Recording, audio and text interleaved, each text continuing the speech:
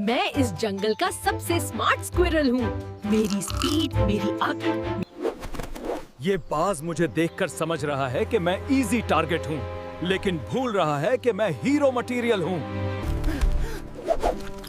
अरे भाई, इतनी स्पीड तो मैंने सिर्फ वीडियो गेम्स में देखी थी। रियल लाइफ में ये सीन बिल्कुल अनफेयर लग रहा है।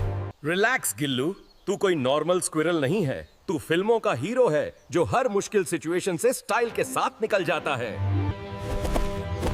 मुझे लग रहा है ये बाज एक्टिंग नहीं कर रहा।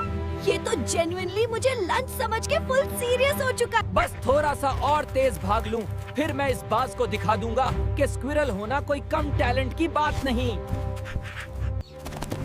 अगर मैं आंखें बंद कर लूं और बिल्कुल मूव ना करूं, तो शायद ये मुझे इनविजिबल समझकर चला जाए।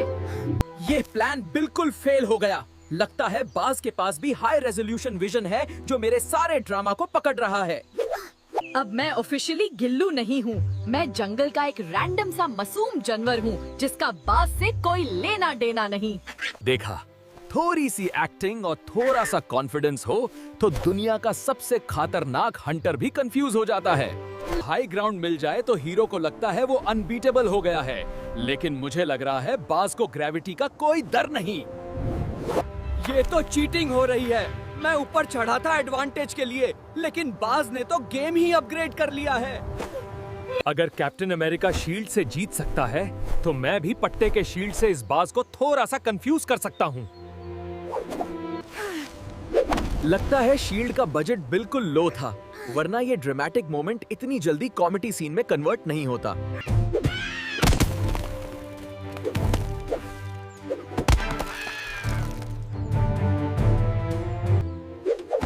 ये बाज तो प्रोफेशनल गेमर निकला।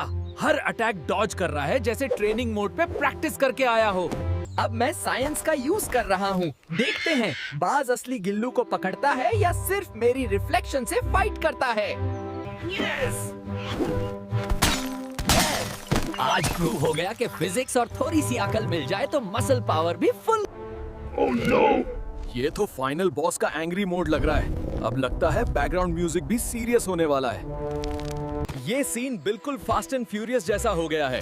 फर्क सिर्फ इतना है कि मेरी गाड़ी नहीं, सिर्फ टांगे चल रही हैं।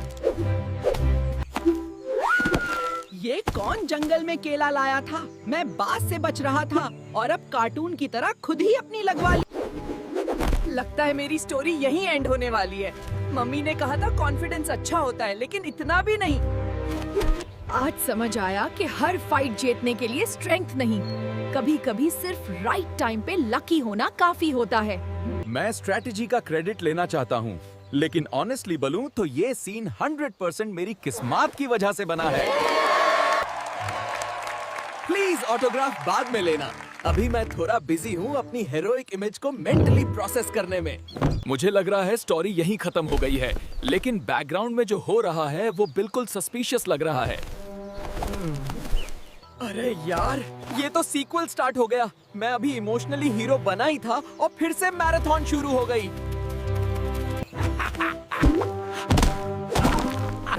कर्मा बिल्कुल रियल चीज है। आज जंगल में स्विमिंग क्लास फ्री है। एंट्री फी सिर्फ एक स्लिप है और एग्जिट फी फुल एम्बैरेसमेंट के साथ मिलती है। किंग गिल्लू जिंदाबाद! आज जंगल में ऑफिशियली प्रूव हो गया कि ओवर कॉन्फिडेंस डेंजरस होता है, लेकिन मेरे लिए बहुत फनी होता है। जा बाज भाई, थोड़ी ट्रेनिंग और थोड़ा पेशेंस लेकर वापस आना, वरना नेक्स्ट टाइम भी मैं ही वायरल क्लिप बनाने वाला हूँ। हीरो हमेशा एंड में चैन से खाना खाता है, चाहे बीच में कितनी ही मुश्किल और ड्रामेटिक सिचुएशंस क्यों ना आ जाएं। ये तो पार्ट 2 का टीजर लग रहा है। मैंने तो कॉन्ट्रैक्ट सिर्फ एक मूवी का साइन किया था। ये फ्रैंचाइज क्यों बन रही है? अब सिचुएशन थोड़ी ज्यादा सीरियस हो गई है। मैं सोच रहा हूँ वेजिटेरियन बनकर सिर्फ पत्ते और फाल पे जिंदा रह लूं। बस बहुत हो गया। मैं इमोशनली और फिजिकली दोनों थक चुका हूँ। कोई डायरेक्टर हो तो प्लीज अब एंड क्रेडिट्स छाला दे। गिल्लू की जिंदगी एक कॉमेडी नहीं, एक फुल एक्शन ड्रामा है, जहाँ हीरो हर बार बचता है सिर्फ लक और थोड़ी सी स्टुपिडिटी से। डायरेक्टर ने मुझे बोला था सिर्फ एक्टिंग करनी है। मुझे ये नहीं पता था कि रियल लाइफ में भी इतना भागना पड़ेगा। लाइक करो, शेयर करो, सब्सक्राइब करो, वरना बाज भाई को बोल दूंगा कि तुम्हारे घर का एड्रेस उसको जीपीएस के साथ दे दूं।